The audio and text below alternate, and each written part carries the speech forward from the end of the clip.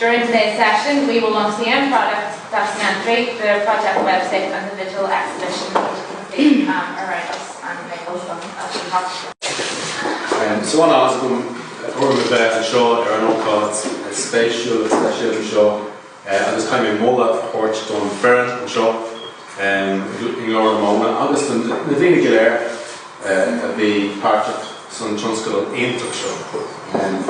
This is a wonderful project, and it's a fine example of exactly the kind of thing that is inspiring all sorts of public histories, bubbling up in communities the length and breadth of this island, and it's something I've seen develop organically over the last few years. My area of research is on working class culture, working class writing, and something I'm seeing in communities, and sometimes it's happening in pockets. They're not in communication with each other. We're just seeing a range of people putting together projects like this, where they're beginning to illustrate the value of public history in actually, and it's not just about finding out what people did or get narratives of the past. It's about pride. It's about pride in the area, about people feeling pride in what's behind them, and feeling the rootedness in our communities. That's so important, because we live in atomizing times. We live in times where we're encouraged to separate, we're encouraged to be individuals, and actually projects like this are really important for bringing the community together and reminding us what's special about the place. And this is certainly a very fine example of that, and an example of the vision of a community group as well. Those who were involved in setting this up deserve to be commended for the wonderful work. So tionscadail Imeacht, and I know they have further, the community hub concept here as well. This is the beginning, really. This wonderful project is the beginning of hopefully something much bigger, that will enable the community to come together and do this kind of project far more into the future. I'm reminded of a story from a number of years back. I was in Queens and bumped into a colleague, and he'd be a well-known professor. I'm not going to say his name, but he told me a story that he'd recently met someone, the son of a deceased trade unionist, in a pub. I got chatting to him, passed on his condolences, and he said, "How are you keeping?" and whatever. He said, "Well, apart from the sore back," he said, "Well, you've got a sore back." I said, "I'm not really removing everything." We all know if someone dies, the awful kind of process of going through their veins and moving things is very difficult for people. And actually sometimes as well people do this in a kind of emotional turmoil that kind of lose the sense of what's important in those things. And that's precisely what happened there. He found out from this man that he'd been throwing out some old trade union things, minutes from, and some of this was going to go on a skip, and minutes from old trade union activities, files, notes, membership details, all sorts of stuff that his father had kept over a long period. And again, we can understand completely someone doing this because they're in grief, but also because actually, where do you go with something like that? Sometimes people go to the Lyons, they've been in their archives, and they badly need funding actually to do the kind of cataloguing on the massive archives they have, but they haven't been able to do so far. But people are afraid, I suppose, they're just buried anyway. And so my colleague had brought 13 boxes of the stuff into his office, and he just pulled me over and he said, "Come on in and have a look." And amongst those boxes was a letter written by Jim Mark in 1912. And I got the hold in my hand. Now, anyone who knows anything about archives probably shouldn't be holding it. But I got to hold the letter written by Jim Mark in 1912. And I mean, that could have went askew. Thankfully it went to, it's gone to, although I say thankfully, it's gone across the water, it's safely held in a library in England. But I mean, the fact that there wasn't an immediate place that you would bring it to here speaks volumes. You have a wonderful collection. This is kind of like an embryonic version of it, the People's Collection Wales, where Welsh people have come together and collected, have a centralised place for digitising and collecting working class and general people's histories. You have the People's History Collection over in Salford. in England that's collected histories of trade unions and of working class people over hundreds of years and brought it alive in a wonderful space. And we don't have something like that here in North or South. You can go to the Irish Labour History Museum, they've done amazing work over the years, but they don't have the kind of accessible, like this, available to the community, easy to disseminate materials and kind of framework to allow that to happen. So much is lost because you don't have that kind of thing. I'm reminded of the wonderful story of Robert Trestle. If anyone's read Robert Noonan's The Ragged Trouser Philanthropist, an amazing tome of, it's the great English working class novel, published in 1914, of course, written by an Irish immigrant. It's 250,000 words written by a man who was working maybe 12 hours a day. How did he do it? With a candlelit or whatever. And he put that together, and tried to get it published and couldn't get it published. It seems too radical. And he left it in a tin box under the bed and died, thinking that was the end of that. And only his daughter was so determined, and only she was lucky enough to be working in a place where someone knew a publisher, it ended up published. And since then it's never been out of publication. Over 107 years hasn't been out of publication. Now, how many tin boxes of tomes, of materials, were left under beds, or thrown into skips, or lost in attics? And this is why this kind of accessible, community-led project is so vital. Because, I've seen, for example, when I'm talking about other communities doing this, we have the LGBT Community Archive in Cork. They've put together, of course, LGBT people were so quiet, they didn't want to know, they didn't want people to know they were gay often in the 80s, 90s, 70s. So a lot of their materials, a lot of their histories were actually kept under the radar for very good reasons to protect people, right? But since Ireland's changed, they've begun collecting those things, making them available, digitising them, and then they have an archive. Dr. Emma Penny, based in UCC, she's a Dub, has been putting together the first working class history archive on the island, and they've been going into community centres and collecting boxes in the back offices of FOSS centres and community employment projects, of writing projects, going back to the 70s, 80s, 90s, where people wrote poems about their experiences, people wrote short stories about what it was like to live on the dole, etc. And they were just left there. And now they're digitising that and bringing them back to life and making them available and going around and telling people about it and having it on a website. And these are all wonderful examples of where the digital, where practitioners, academics and communities doing it themselves, people being trained, like you've done that here in this project, people who know people who are the best experts in their own communities, coming together and producing these things. They're happening in pockets. And what I hope is that someday these things will link up. And when we have the examples from Wales, we have the examples from England, with templates there that you could use to put that kind of thing together. So, again, just to say, congratulations on the vision of this. I think it's a tribute as well to the funders that they saw the vision of this, and I really do hope that this is part of something that grows to be something much bigger, and it's a tribute to such a thriving, energetic community, and to this hope we have here in Uachtar Chluanaí. So my share.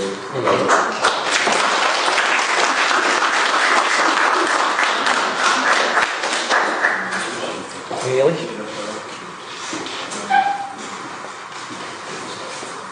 Hello everybody, guess I can introduce myself, Eilish Rooney. Sometimes I call myself Eilish Rooney, the sister of Deirdre McManus, who's well known about the road. Maybe not so much by the younger ones here, but I come from a good family. I have the privilege to be asked to read a poem from Bhaile Uí Mhurchú. These poems were written about the loss of life in Ballymurphy at internment in 1978. There's 20 poems in the book. The first 9 are about the incidents, as they were called, in the inquest. The places where people lost their lives at internment. And I'll just call out to you those places, and each place has a poem with this time. Waste Ground, Mansfield, Mountain Rooney, Ballymurphy Road, White Rock Road, and Corpus Christi. And today what I'm going to read is White Rock Road. I have some copies of the poems. They're actually free, but the Ballymurphy families have asked if people would give around a £5 donation towards the erection of a memorial for the families in Ballymurphy. So it's White Rock Road. And this poem is about the death of Eddie Doherty, who was 31 years of age at the time, married to Marie in 1962, and at this stage they had 4 children. White Rock Road. 1. Orders. The sapper driving a digger up the White Rock Road wears a red beret to look like the paras in the pig coming behind. They are under orders to dismantle the barricades in West Belfast. It is day 2 of internment in Ballymurphy. 2. Search. 5 lives are lost. 1 family search for their father, last seen in the Mansfield. The place is in an uproar. Rumours are rife. Those who can get the children out. 1 man sends his wife and 4 kids away to stay somewhere in Togra. 3. Shooting. She will return to the west of Widow after the shooting of the barricade, where the sapper opens fire. He is the only soldier in quest to say he killed him, perhaps by accident. 4. Jury. The family in the jury box face a man who was a sapper in Belfast almost 50 years ago, driving a digger in a red beret, removing barricades, making way for paras under orders, making widows and orphans in Ballymurphy. Thank you.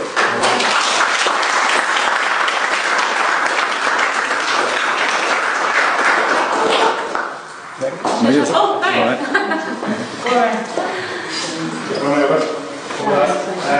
One of my Dave, just wanted to say a few words just on behalf of ourselves at Redhead Exhibition, working on the content and the stands that you see here today, and also just say a few words just also on some of the vision that Fergal and the team have here for the extension of this centre and the building of a new site next door. So firstly, just like to say thanks very much for engaging us in working on this project. As Neil said, it's a fabulous initiative from a heritage point of view, and you have to be congratulated on the excavation work that has been ongoing here for many years in terms of gathering all of that heritage.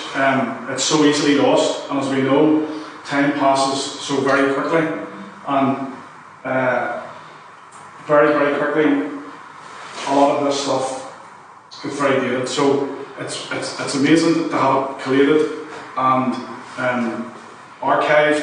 And when organisations like ourselves come to try and give communities like this an idea of how to represent the heritage, how to make it available to both the community here, but also then to visitors as well. Content is key, because a lot of the time you have to go really digging for it, because it's been lost or it's not available, etc., etc. So the fact that you're excavating it and collating it is fantastic, and we would hope to help to bring all of this content to life in the new centre and make it a place for locals and visitors to come and actually engage with all of that heritage and understand who these people are and what this place is. Because that's exactly what this project is all about. It's about people and place. And the other thing for me, there's a third P in that for me, which really came across when working on this initiative, and that's pride. That's the pride that this community has in who they are and where they're from. So congratulations to you guys for all of that. We love working on the stands that you see here. The content is fantastic, and they make our job very easy actually when you have all of that. So just a few words just on some of the plans for the site next door. You'll see them presented on the boards around here. If you get the opportunity to look at them, please do so. The scope of the heritage that's available for representation here on this site is enormous. So when a company like ours comes in to help sort of put a vision together about what it could be and what it could look like and how it could be done, etc., etc., it's almost, the hardest part's almost about what we leave out, because there's so much we can actually put in and make available to everybody. So if you look at this board that's over here, we've already done some initial scoping of the heritage on all the different elements of heritage that are part of this community: the campaigning heritage, the political heritage, the cultural heritage, the language heritage, community heritage, and very importantly, in terms of the place, the environmental heritage. I mean, what a site this is. The mountain just below us, city centre just below us, and the two biggest communities in the west either side of us. It couldn't be, from a place point of view, you couldn't be better placed to actually try and build a facility that the community can actually use and that we can bring visitors to. And I suppose that's the big thing that's at play in the new proposal and the new vision, notwithstanding the fact that you've most definitely outgrown this space and that you need the space, and it's very, very difficult to accommodate the number of programs and initiatives and kids that want to actually engage with the centre here on a nightly basis. So you definitely need the space. But a space for local people to come in. You'll see behind Harry here, there's a plan for what we are calling an integrated cafe and heritage space.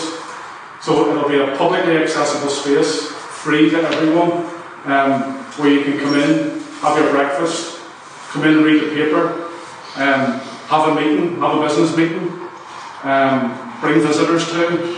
And when you do that, as a community, you will be bringing that vibrancy to that space on a daily basis. What better an environment to bring visitors to than something like that? That's going to be busy. It's going to be vibrant, and what a fantastic thing to be able to do to present your heritage in a way that we can do it, and with all the technology and everything else that we can bring to it. But what better way to do it? If visitors can actually sit with the community that's represented all around us. So I think it's from a vision point of view, it's fantastic. So good luck in pushing it forward, and we'll do everything that we can to try and help bring that vision to a reality for you guys. And finally, just to say thanks very much for engaging us on working on this project. It's been fantastic.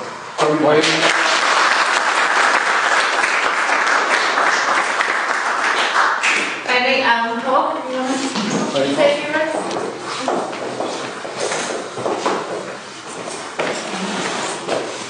Thanks. So, indeed, whenever I stand in a place like this, very much rooted in community, and I think about what is important in heritage.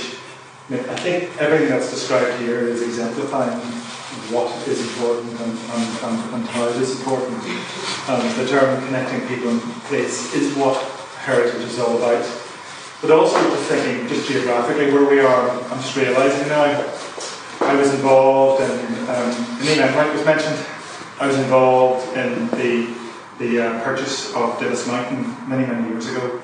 That was opened up to the people of Belfast whenever it was developed by the National Trust and Terry.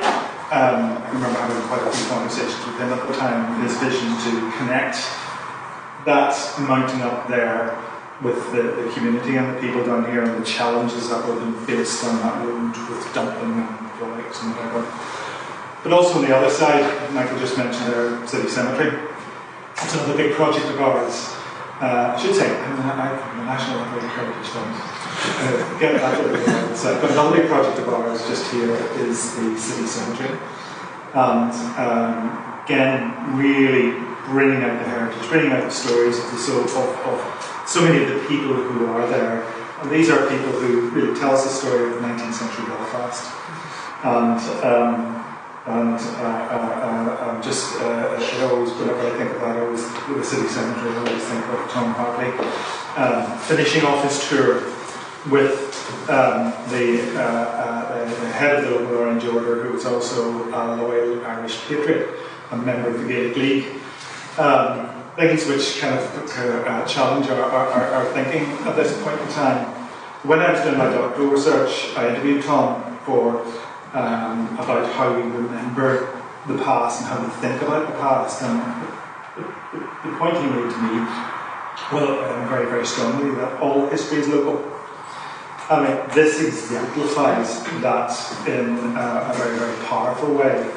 And, you know, it takes people like Gordon to realise that opportunity to be the group of people who can work with the community to put all of this fantastic information together.